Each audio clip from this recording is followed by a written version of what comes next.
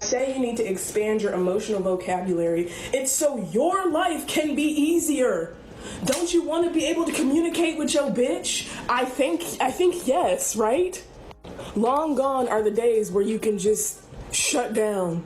Bitches is not tolerating that. Like, it used to be where men provided financially or with schmeat, and bitches can make their own self come and we can pay for our own shit. So I'm gonna need y'all to catch up on the emotional part. If a bitch is telling you, I need you to communicate more, open your fucking mouth. But you know what I realized? And let me back up. A common misconception about me as a clinician is that 90% of my clientele have been men, Black men specifically. And what we specifically work on is expanding their emotional vocabulary, because a lot of y'all motherfuckers don't even have the words to express how you're feeling. So when you expand your vocabulary and knowledge of what you are experiencing, because y'all are human beings who experience feelings and emotions and don't have to choke that shit down no more. Y'all ain't had to choke that shit down since 2016. Anyway, if y'all are not in therapy, expanding your emotional vocabulary, your life just off top is going to be more difficult. When you expand your emotional vocabulary, you expand your awareness of yourself. When you expand your emotional vocabulary, you understand how you can navigate in this bitch. This fucking weird ass world that is so hard on y'all. Like, let's acknowledge that the world is very difficult for y'all, but y'all are not making it any easier, bruh. You're not. When bitches are telling y'all to go to therapy, it's not for us, it's for y'all sad motherfuckers. Go to therapy, talk about that shit that's on your chest. You don't have to choke that shit down no more. Y'all are doing a disservice to yourself. And so let me sum this shit up. Y'all told bitches to elevate our standards. And at the cost of us elevating y'all standards, y'all got axed because y'all didn't elevate either. Bitches are not tolerating emotional abuse, emotional neglect. Step it up. Go talk to somebody. Go expand your emotional vocabulary so your life can be better, bitch. All right. Go in peace.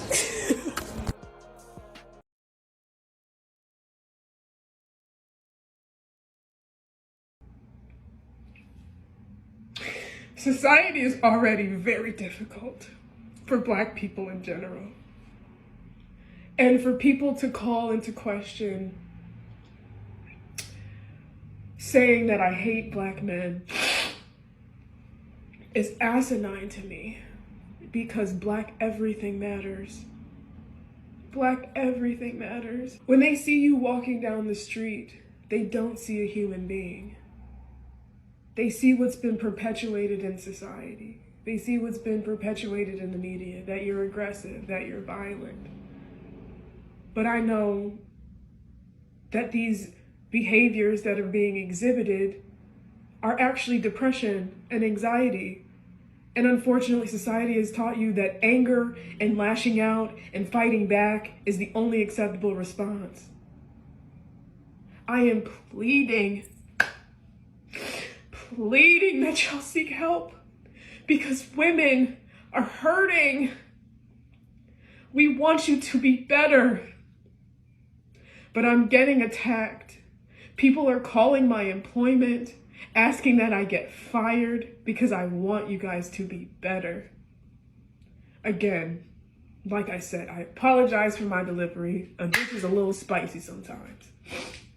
But just know that my anger and my frustration and my passion is coming from a place of needing. I need y'all to heal. I don't need it. Society needs it. You need it. Have enough pride about yourself to want to do better. I understand I might not be the clinician for everyone, but I'm damn good at my job. I understand I might not be the clinician for anybody, but I've sparked a conversation. I've shook the table. If the words that I'm saying are resonating with you, please go talk to somebody. If there's a gap, fill that gap. Become counselors, become mental health professionals, so we can heal each other, so we can heal ourselves. All that I ask is for men, Black men specifically, just to build a greater awareness of yourselves. That's all that I ask, because your lives can improve radically. as a result. Full transparency, accountability moment. I was a dusty bitch till I fucking went to therapy. I didn't realize that I was in an abusive situation. I didn't realize that I wasn't communicating effectively. I didn't realize all of these things about myself until I went and talked to someone. And I just pray and want that for you. I want you guys to feel seen. I want you guys to feel heard. Because you deserve it. All of us deserve unconditional positive regard. And I may not have shown that in the video because it's the internet.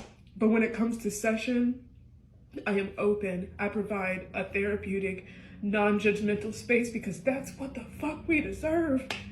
Because this society is not kind to us. It never has been.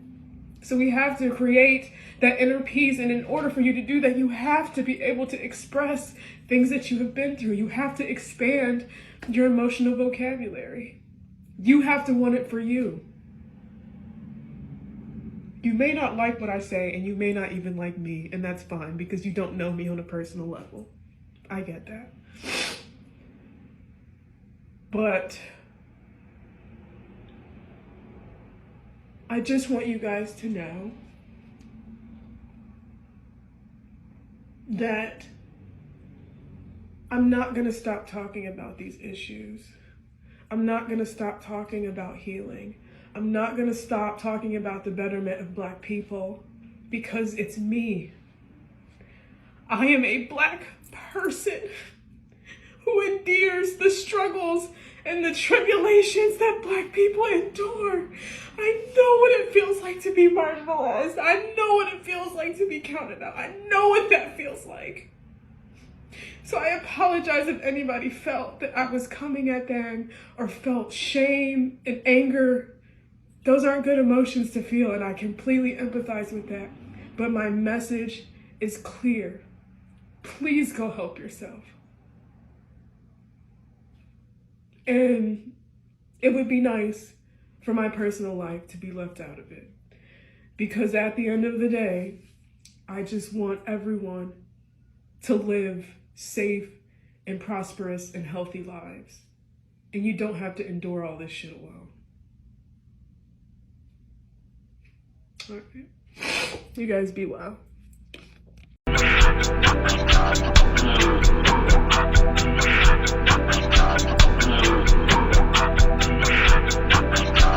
SJ, pick it, fool!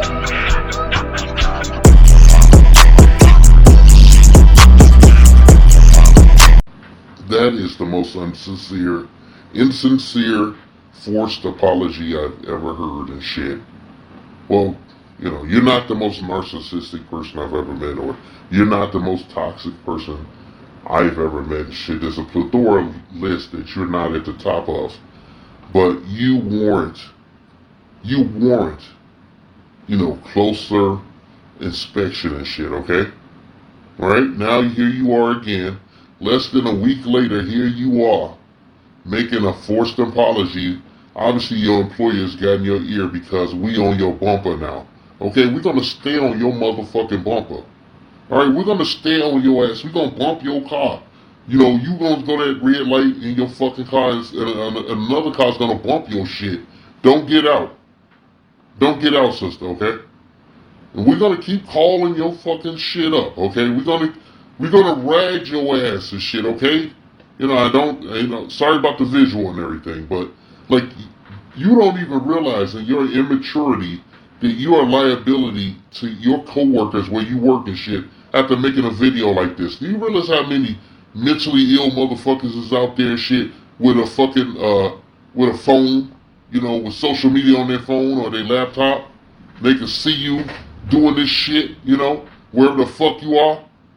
Do you realize how shitty that is? You know, I worked in a certain industry where we would get, you know, you would do what you would do, and they would call us up, and we would recommend whether you had a job or not, you know, based on the risk. All right, you're a high risk for your employers, and they should fire your ass and shit.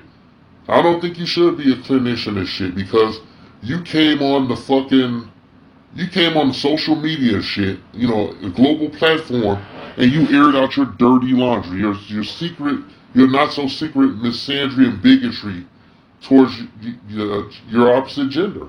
Okay? Now, how can you provide any kind of care with your belief system? You know, how can you do that?